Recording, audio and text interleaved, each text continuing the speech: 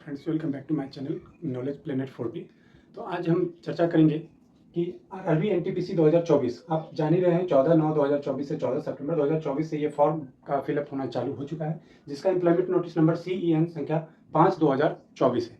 इसके अंतर्गत आप देखेंगे कि ग्रेजुएट लेवल का पोस्ट के लिए अभी वैकेंसी आ चुका है। 21 सितंबर से आपको इंटर लेवल 10+2 लेवल के लिए अन्य सारे पोस्ट के लिए वैकेंसी आपको देखने को मिलेगा, फॉर्म अप्लाई करने को मिलेगा। तो देखेंगे CN संख्या 5/2024 में ग्रेजुएट लेवल का पोस्ट है, जिसका एप्लीकेशन बिगिन स्टार्ट हो चुका है 14/9/2024 से। लास्ट डेट की बात करेंगे तो 13/10/2024 रात के 11:59 तक आप इस फॉर्म को अप्लाई कर सकते हैं। लेकिन आपको वहां तक इंतजार नहीं करना है, जितना जल्द से जल्द हो सके आपको फॉर्म भर देना है, क्योंकि सर्वर का काफी प्रॉब्लम होता है। लाखों बच्चे इसमें फॉर्म अप्लाई करते हैं, तो उस तरह से आप अपना टाइम शेड्यूल देख लेंगे कि कब फॉर्म भरना है। अभी तो स्टार्ट ही हुआ है कल से, आज का 1-2 दिन हुआ है, तो अभी आप 1-2 दिन के बाद आप ये फॉर्म अप्लाई करना चालू कर देंगे। एग्जाम फीस की बात करेंगे तो देखेंगे यूआर और अनरिजर्व कैटेगरी ओबीसी के लिए 500 रुपये का फीस रखा गया है, जो कि आप CBT 1 में यदि अपेयर होते हैं, अपेयर मात्र से आपके 400 रुपया वापस हो जाएंगे।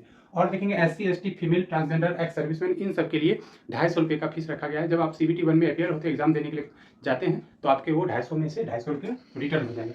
करेक्शन डेट की बात करेंगे, जब आप एग्जाम फॉर्म भरते हैं और उसमें कुछ गलत हो जाता है, तो उसके लिए करेक्शन का टाइम दिया गया है। करेक्शन का टाइम देखेंगे 16 अक्टूबर 2024 से 25 अक्टूबर 2024 तक आप इस फॉर्म को करेक्शन कर सकते हैं। एक करेक्शन के लिए, एक वर्ड एक चीज करेक्शन के लिए आपको 250 रुपये का चार्ज रखा गया, जो कि नॉन रिफंडेबल है। तो 250 रुपये आप चार्ज देके आप अपने फॉर्म को करेक्शन कर सकते हैं। जैसे कोई लड़का जो है ये कैफे में फॉर्म भर लेता है या खुद से फॉर्म भरता है मोबाइल से, तो उसमें कुछ यदि टाइपिंग मिस्टेक हो जाए या कोई सर्टिफिकेट या कोई चीज़ ऐसा गलती हो जाता है, तो उसको 250 रुपया देके आप 16 तारीख से 25 तारीख तक 25/10 तक आप इसको करेक्शन कर सकते हैं। एज की बात करें तो 18 से 36 ईयर्स का एज रखा गया है।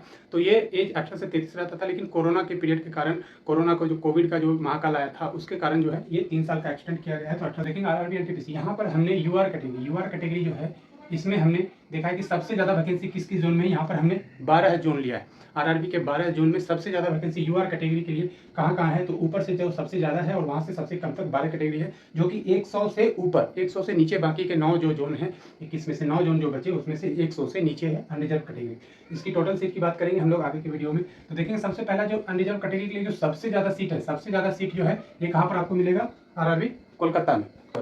ये कोलकाता में देखेंगे 628 सीट सबसे ज्यादा सीट है। और यहाँ ओबीसी की बात करेंगे तो 329 सीट, ये भी कोलकाता में ही सबसे ज्यादा सीट है। ईडब्ल्यूएस के लिए 116, एससी के लिए 188, एसटी के लिए 121 सीट। ये देखेंगे कोलकाता में सबसे ज्यादा सीट इस बार यहीं पे कोलकाता में है। तो कोलकाता में 2 जोन है, मतलब एक आरआरबी में 2 डिवीजन है, तो एक ईआर डिवीजन है और एक एसईआर डिवीजन है। तो उसमें देखेंगे कि दोनों में अलग अलग चीज के लिए, अलग अलग जोन के लिए अलग वैकेंसी आपको देखने को मिलेगा इसी में से। उसके बाद देखेंगे भुवनेश्वर में सबसे ज्यादा सीट 328 सीट यूआर कैटेगरी के लिए।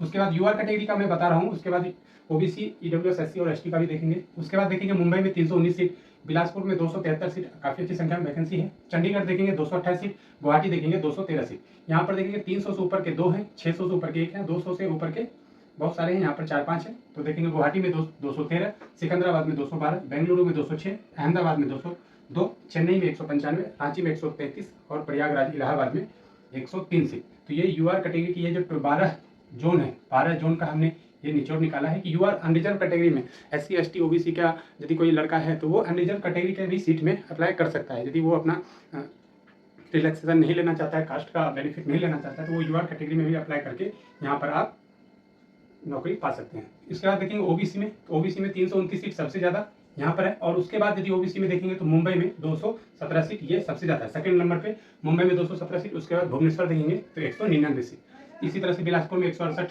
चंडीगढ़ में 65, गुवाहाटी 140, सिकंदराबाद 101, बेंगलुरु में 134, अहमदाबाद में 137, चेन्नई 105, रांची 87, प्रयागराज में देखेंगे 56। तो ओबीसी में जो बच्चे आते हैं तो वो यहाँ पर देखेंगे 329 सीट कोलकाता और 217 सीट मुंबई। कोलकाता और मुंबई दोनों ए ग्रेड सिटी है। जब आपकी यहाँ पर जॉब लगती है तो आपको 30% एचआरए मिलेगा। बाकी कोई शहर में ऐसा चेन्नई या दिल्ली होता तो मिलता, नहीं तो आपको मात्र 20% का एचआरए मिलेगा। बी ग्रेड सिटी में, सॉरी वाई ग्रेड सिटी में और जेड ग्रेड सिटी यदि आएगा तो उसमें आपको 10% का एचआरए मिलेगा। ये कोलकाता और मुंबई ये एचआरए के लिए सबसे अच्छा है, यदि जॉब मिलता है तो काफ़ी अच्छा रहेगा। इसी तरह देखेंगे ईडब्ल्यूएस के लिए सबसे ज़्यादा सीट यदि बात करेंगे तो कोलकाता में है और मुंबई में उसके बाद 99 सीट है। उसके बाद देखेंगे तो सबसे ज़्यादा सीट 69 बिलासपुर हो जाएगा ईडब्ल्यूएस कैंडिडेट के लिए। इकोनॉमी वीकर सेक्शन जिसका annual income, family annual income 50,000 से कम है, तो वो आप देखेंगे सबसे ज़्यादा मुंबई में, उसके बाद बिलासपुर में, उसके बाद भुवनेश्वर में। इसी तरह से आप यहाँ पर चार्ट में देख लेंगे, इसका स्क्रीनशॉट ले लीजिए आप यहाँ पर।